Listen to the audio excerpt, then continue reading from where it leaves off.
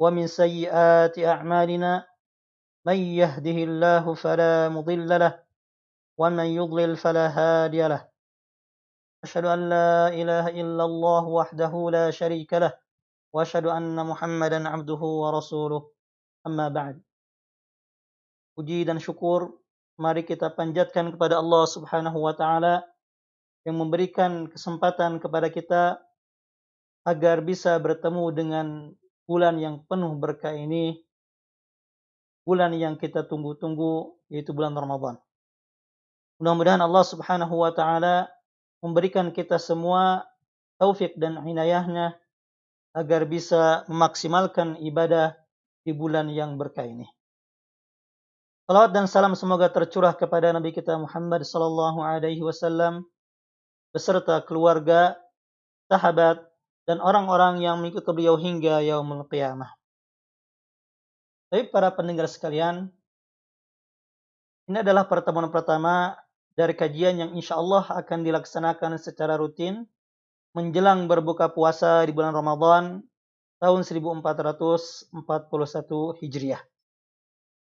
Kajian ini akan membahas sebuah kitab berjudul Mukhtasar Ahaditsus Shiyam Ahkamun wa Adab yang ditulis oleh Syekh Abdullah bin Shalih Al-Fauzan.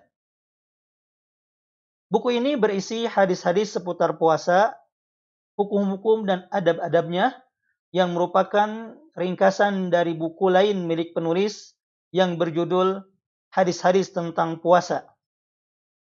Sengaja buku itu beliau ringkas agar memudahkan para imam masjid ataupun para penceramah, para ustadz untuk membacakannya kepada jamaah setelah salat asar, yang merupakan pembacaan hadis ataupun nasihat setelah salat asar merupakan kebiasaan yang berjalan di masyarakat Saudi Arabia, di masjid-masjidnya.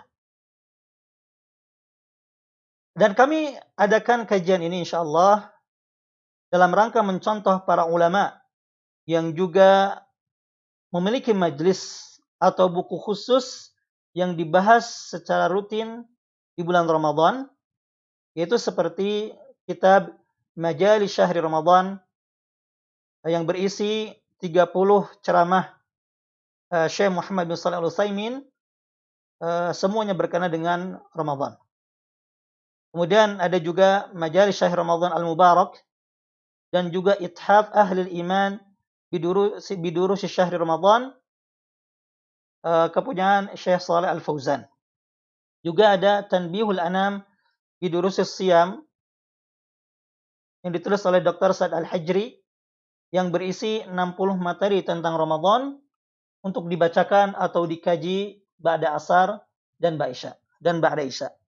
Termasuk juga buku yang sedang kita kaji ini adalah salah satu buku yang juga membahas khusus tentang bulan Ramadan.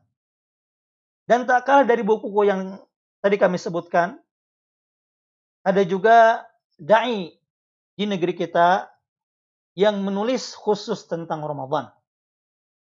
Di antara yang paling kami rekomendasikan untuk dibaca bukunya dan juga disimak ceramahnya adalah buku dan kajian berjudul Bersemilah Ramadan,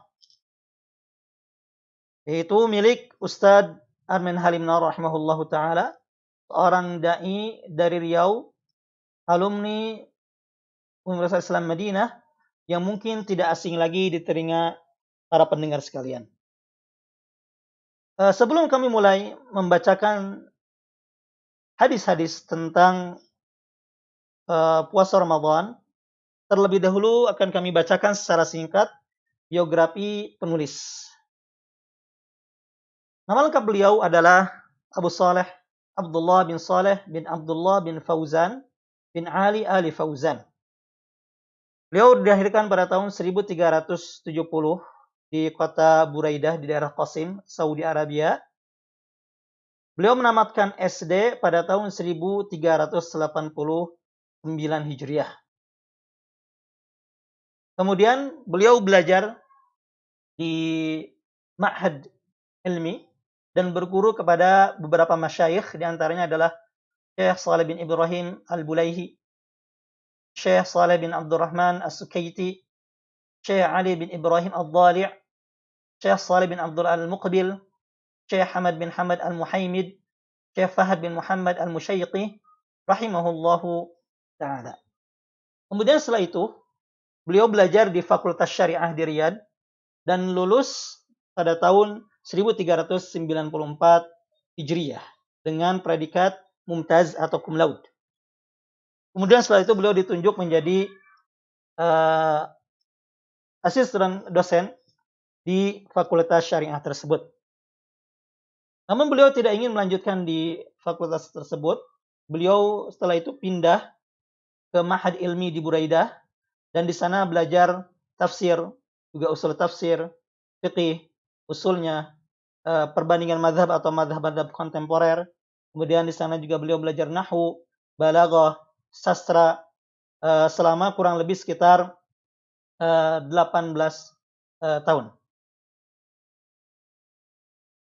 Kemudian pada tahun 1412 Hijriah, beliau pindah ke Riyadh untuk mengajar di Universitas Imam Muhammad bin Saud cabang Qasim, atas permintaan dari kampus. Di sana beliau mengajar di jurusan sunnah dan ilmu sunnah dan ilmu-ilmunya. Kemudian di sana mengajar selama 13 tahun. Kemudian beliau minta pensiun dini di akhir semester awal tahun 1425 Hijriah.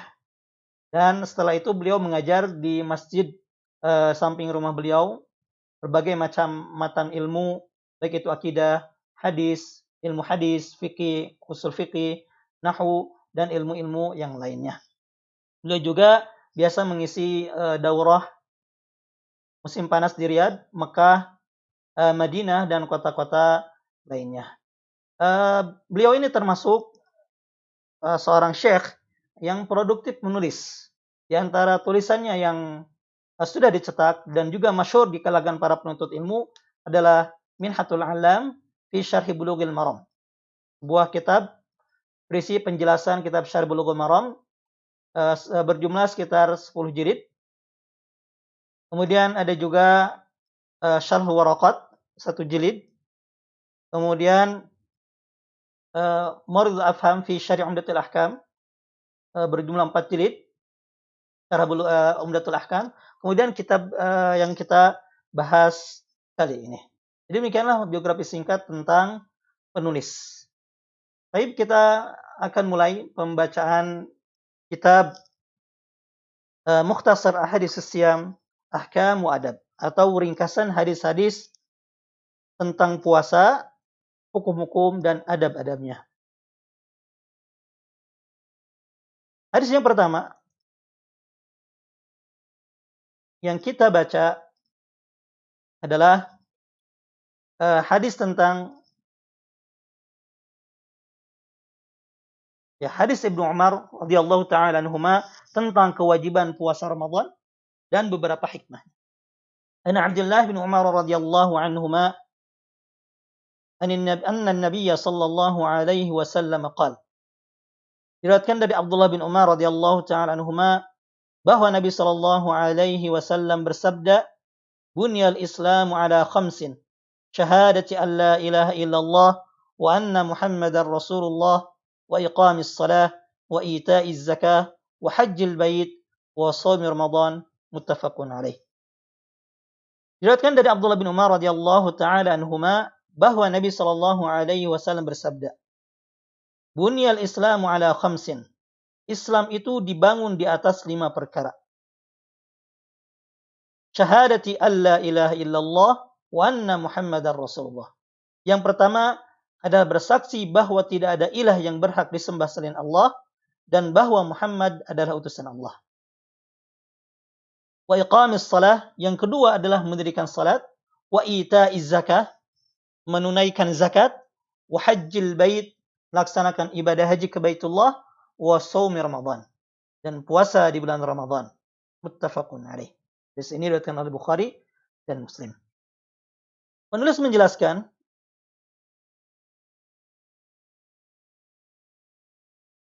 Fil hadis dalilun ala wujubi shaumi Ramadan. Dalam hadis ini terdapat dalil wajibnya puasa Ramadan. Wa annahu min arkanil Islam wa mabanihil idham. Dan bahwa puasa Ramadan termasuk salah satu dari 5 rukun Islam yang disebutkan dalam hadis tadi. Dan juga termasuk pondasi bangunan agama Islam yang agung. Faradahu Allah Ta'ala ala ibadihi hikamin azimah. Telah Allah wajibkan puasa Ramadan ini atas hamba-hambanya karena hikmah-hikmah yang begitu agung. Dan juga rahasia-rahasia yang sangat luar biasa. Alimaha man alimaha wa jahilaha man jahilaha. Dan hikmah-hikmah tersebut diketahui oleh sebagian orang, namun tidak diketahui oleh sebagian yang lain. Kemudian setelah itu, penulis menjelaskan beberapa hikmah dari puasa. Hikmah yang pertama yang disebutkan oleh penulis adalah annahu ibadatun lillahi ta'ala. Bahwa puasa adalah salah satu bentuk ibadah kepada Allah Subhanahu wa ta'ala. Dan ibadah adalah tugas utama seorang hamba. Bagaimana Allah Ta'ala berfirman, وَمَا خَلَقْتُ الْجِنَّ وَالْإِنسَ إِلَّا لِيَعْبُدُونَ. Tidaklah aku ciptakan jin dan manusia kecuali hanya untuk beribadah kepadaku. Dan ibadah juga adalah inti dakwah para rasul. Bagaimana Allah Ta'ala berfirman, وَلَقَدْ بَعَثْنَا فِي كُلِّ أُمَّةٍ رَسُولًا أَنِ اعْبُدُوا اللَّهَ وَاجْتَنِبُوا الطَّاغُوتَ. Dan telah kami utus di setiap umat seorang rasul agar mereka beribadah kepada Allah dan juga menjauhi taghut. Kemudian penulis menjelaskan, yataqarrabul 'abdu fiha ila rabbih bitarki ma yuhibbu wa yashtahi, ta'atan li rabbih wa imtisalan li amrihi. Yang mana dengan ibadah tersebut, yaitu ibadah puasa, seorang hamba mendekatkan diri kepada Rabb-Nya, kepada Allah Subhanahu wa ta'ala, dengan cara meninggalkan apa yang ia sukai dan apa yang ia inginkan. Tujuannya apa? Ta'atan li rabbih wa imtisalan li amri. Sebagai bentuk ketaatan kepada Allah dan juga untuk melaksanakan perintah Allah Subhanahu wa ta'ala. Sehingga fayadhharu bidzalika sidqu imanihi. Sehingga dengan ibadah tersebut akan nampak kebenaran, akan nampak kejujuran iman hamba tersebut. Wa kamalu ubudiyyatihi lillah. Dan juga totalitas penghambaannya, totalitas ibadahnya kepada Allah Subhanahu wa ta'ala. Wa quwwati mahabbatihi lah. Dan juga kekuatan cintanya kepada Allah, wa rajaihi ma indahu. Dan juga rasa harap hamba tersebut terhadap apa yang ada di sisi Allah Subhanahu wa ta'ala.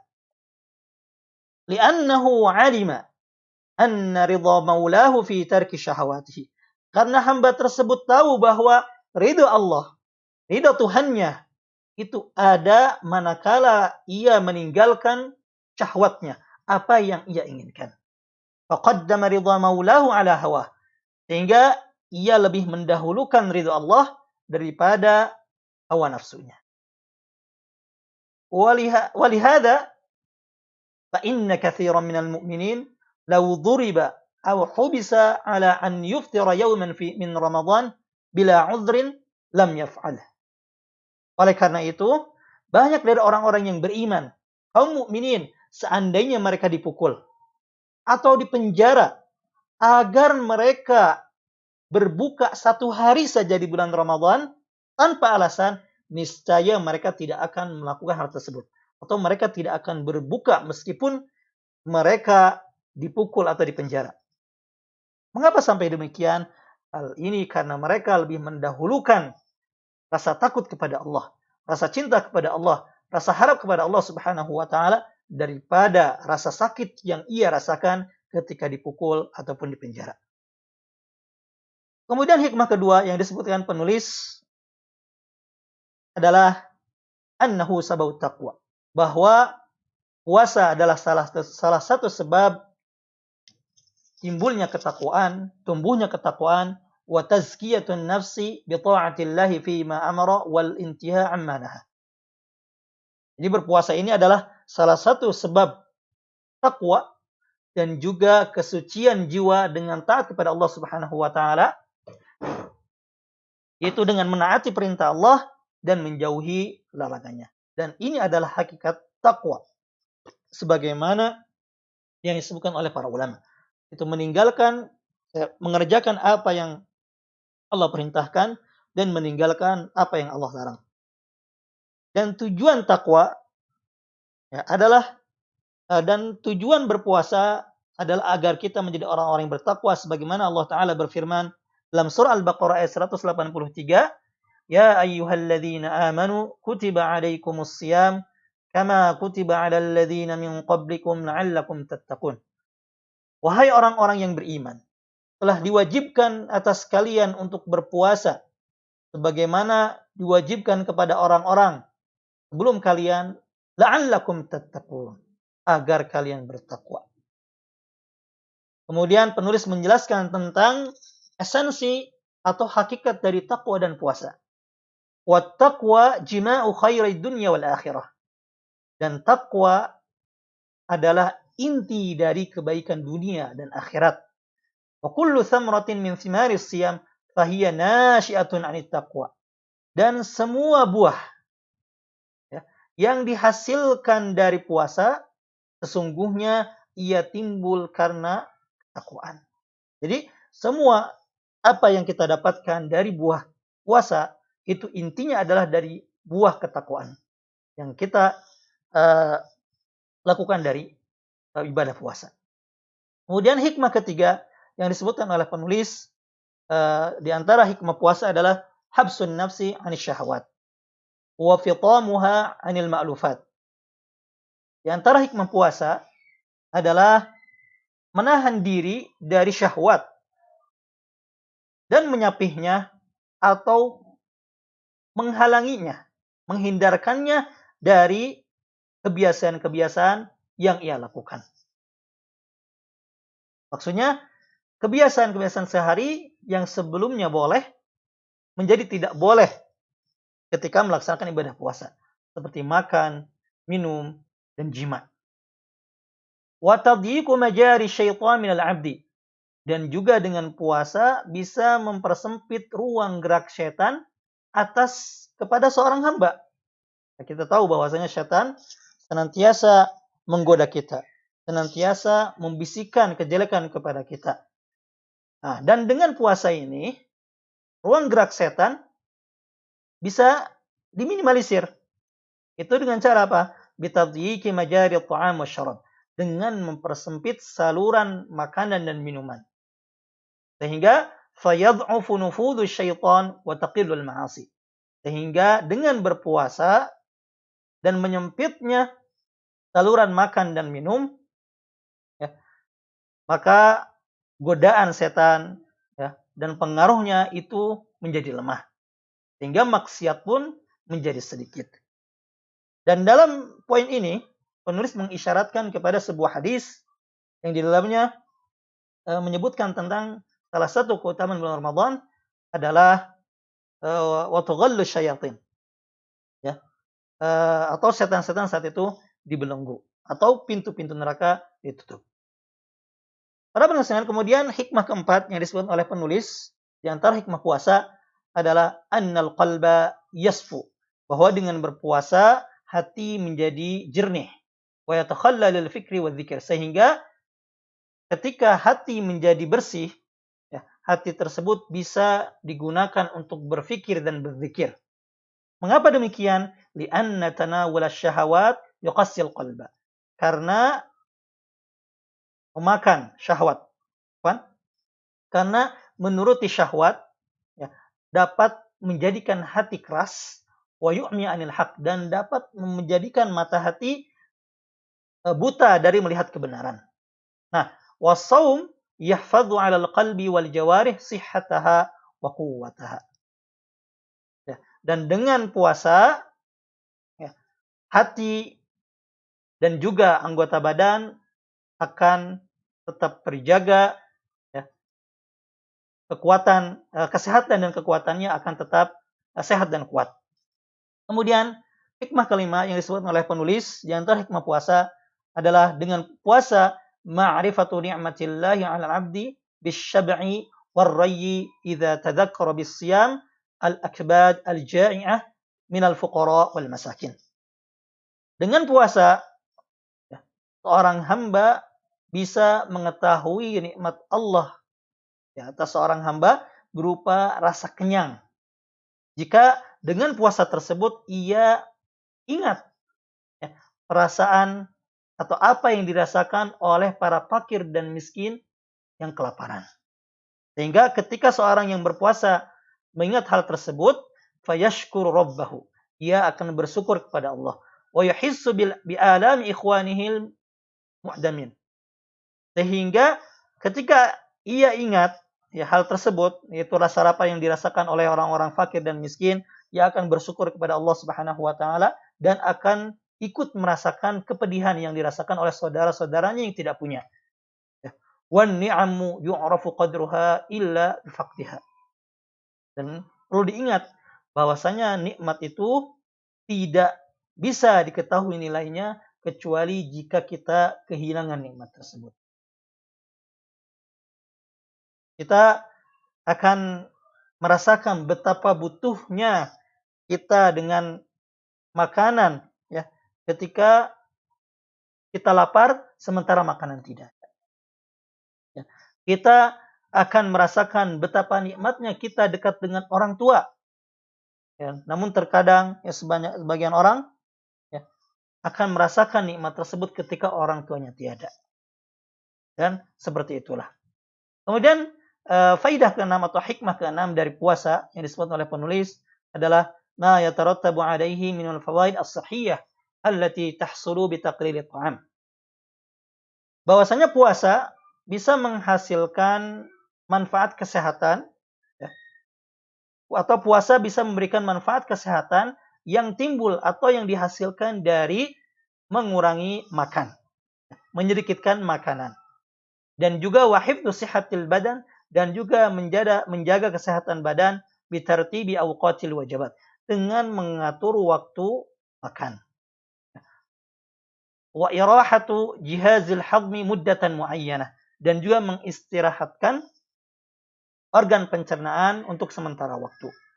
Nah, atau kalau kita merujuk atau membaca artikel kesehatan tentang manfaat puasa, maka akan kita dapatkan bahwa puasa ini sangat bermanfaat untuk kesehatan. Dengan istilahnya yang dikenal dengan detoksifikasi atau pembersihan organ-organ badan. Nah, ini bisa dilakukan dengan berpuasa. Meskipun di sana ada hadis maudhu atau hadis dhaif ya, yang mengatakan bahwa puasa itu menyehatkan. Ya, sumu tasihhu. Berpuasalah kalian, niscaya kalian akan sehat. Namun hadis tersebut ya, tetap hadis maudhu, tidak boleh diyakini, atau hadis lemah, tidak boleh diyakini bahwa Nabi SAW mengucapkannya.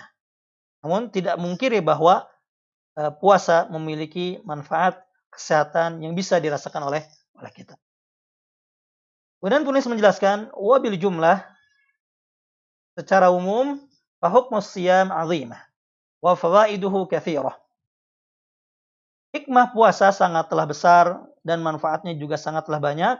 Waqad rattaballahu alaihi min jazili thawab wa azimil ajri ma law tasawwarathu nafsun sa'imah la tarat farha. Ya. Dan Allah Subhanahu wa taala telah menyiapkan ya, atau memberikan pahala yang begitu melimpah, balasan yang sangat besar ya, bagi orang yang berpuasa yang seandainya ya, orang yang berpuasa tersebut membayangkan nikmat tersebut, membayangkan ganjaran tersebut, niscaya akan terbang karena gembira. wa tamannat an takuna as-sanah kulluha Ramadan. Dan niscaya ia akan berangan-angan sepanjang tahun ini semua bulannya adalah bulan Ramadan. Dan penulis menutup dengan doa, Allahumma waffiqna liittiba'il huda. Ya Allah, berilah kami taufik untuk mengikuti kebenaran. Wa jannibna asbabal halak wasyaqa. Dan jauhkanlah kami dari sebab kebinasaan dan kesengsaraan. Warzuqnal fiqha fid din. Dan berilah kami rezeki berupa pemahaman agama. Wal wafata ala sunnati khatamin nabiyyin. Dan wafat di atas sunnah penutup para nabi, yaitu Nabi Muhammad sallallahu alaihi wasallam. Waghfir lana wa liwalidayna wa li jami'il muslimin.